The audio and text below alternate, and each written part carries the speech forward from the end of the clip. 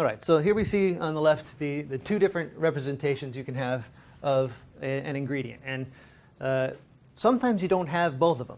Sometimes you only have a sphere tree representation, and we'll have an example of that later.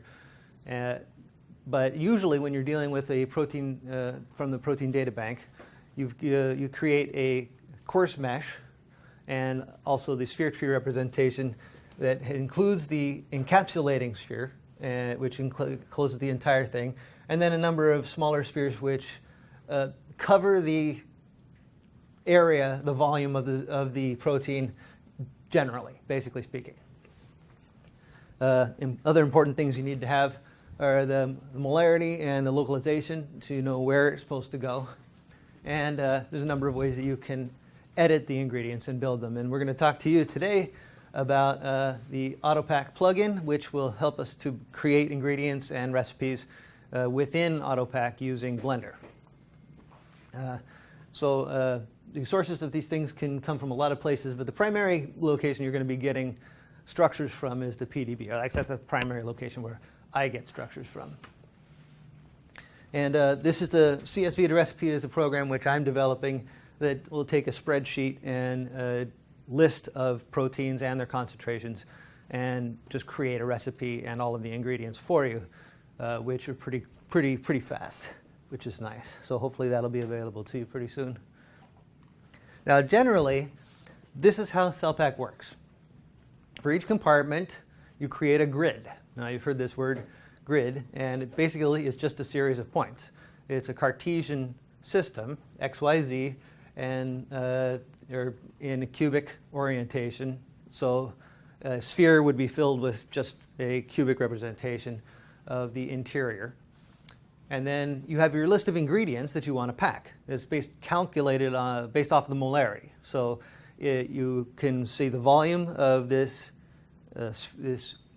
compartment is X, and the molarity is Y. So you know you need Z number of ingredients in that compartment. And so you create a whole list of the number of ingredients that need to go into that compartment. It selects one randomly, then it selects a random available grid point. And in this case, all of them are available. But if there were an ingredient in there, then if any of these grid points that are enclosed by the ingredient are no longer considered available. So they get excluded from this operation. Then they jitter the ingredient, which means move it usually within one grid unit in the XYZ axis, and also a random rotation to give it a random orientation, and boom, see if it fits. Now, if it doesn't fit, if it doesn't clash with anything that's already there, you're good to go, and you can go on to the next ingredient. But if it does clash with something, then jitter will try again, jittering it once again one grid unit in XYZ axis and also a random rotation. And it will try that a number of times to see if it can make it fit in that spot. And if it doesn't work, then it throws it out and it goes to the next ingredient. And repeats this process until you've placed all of the ingredients or there's no space left to place any ingredients. How realistic is it to model intracellular packling by a hard sphere model? Well, it's more realistic than some ways and less realistic than others. Can you give some insight into your experience trying to model these intracellular compartment packings by hard spheres? Well, one important point is the number of spheres that you use to represent the protein. If you use a single hard sphere, the encapsulating radius, then they can only get so close together. Exactly.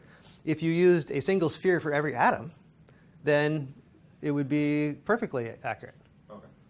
So we try to find a balance between the accuracy and speed.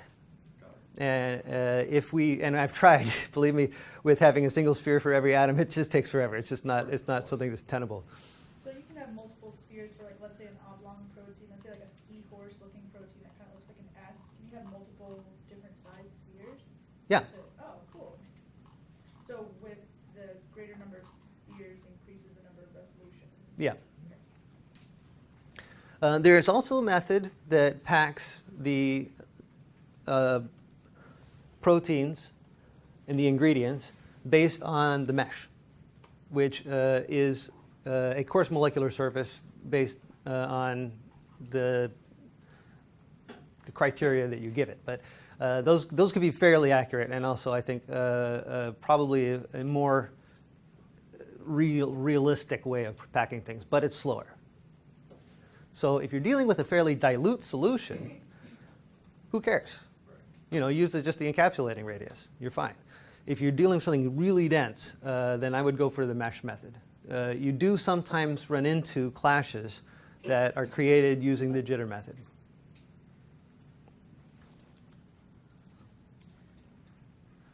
In the case of surface ingredients, we have a special situation where the grid is actually composed of the vertices of the triangles.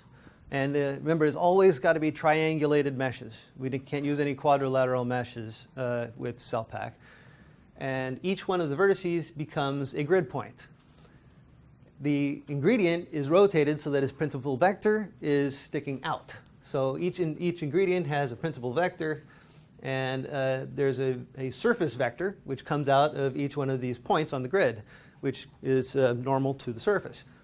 So basically just take the principal vector and stick it over the normal vector, and you've got your ingredient in the right location, except for its distance from the center, which is determined by an offset vector, because a lot of these PDB files are centered on the middle, but that's not where it intersects the mesh. It's supposed to intersect the mesh like on the end, as you can see here.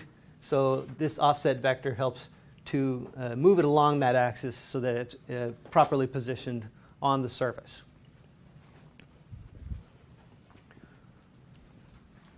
And there are a number of applications that we're working with, and we are open to hearing about more of them, actually, because the more that we can apply this, the more funding we can get.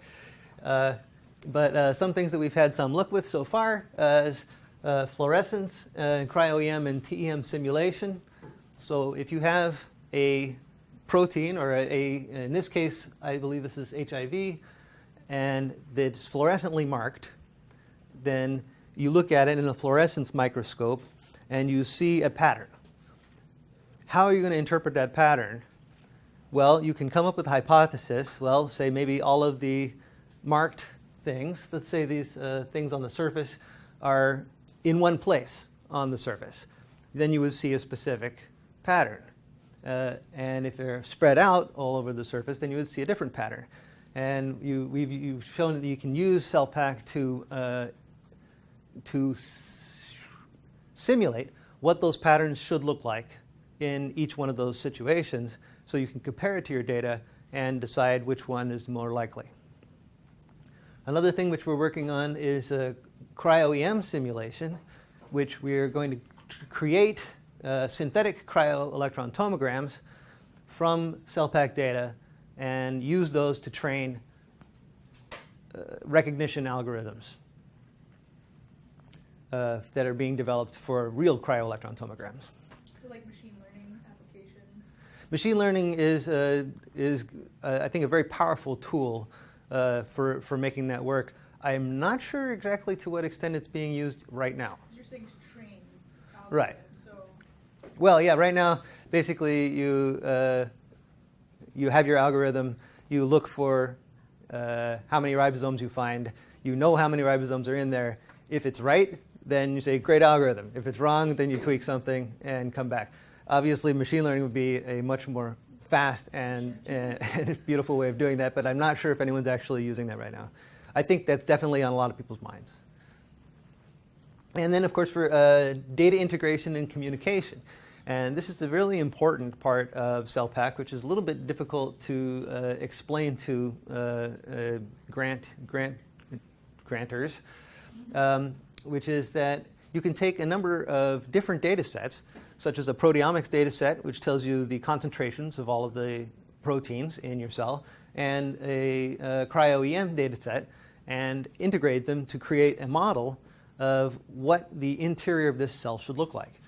And then you can curate that by looking through the research and seeing if it agrees, if your model agrees with the research, and reading papers from anything, gel studies to genomics studies.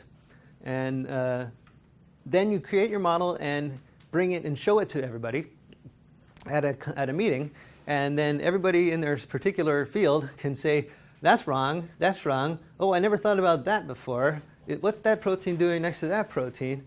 And it creates a discussion that really gets at some very critical points about the structure of the organism that you're looking at. And we have seen this happen in meetings before, and it is extremely exciting, but still it's something you've got to be part of to really appreciate, I think. And of course, for outreach, if you want to show a student what it looks like inside of a cell, David Goodsell's illustrations have been a mainstay of cellular illustration for 20 years, and this is an attempt to generalize that and turn it into tools that anybody can use. And also for printing tangible models, which we had a few that we were going to bring, but we forgot. But those are also great for integrating a different sensory component of learning and understanding, which I have found to be extremely helpful. So these are some of the things that we can see that we have done with cellPACK and we can do, and we really look forward to hearing about what you guys are doing with it. And I think with that, I turn it over to Ludo. Thank you very much.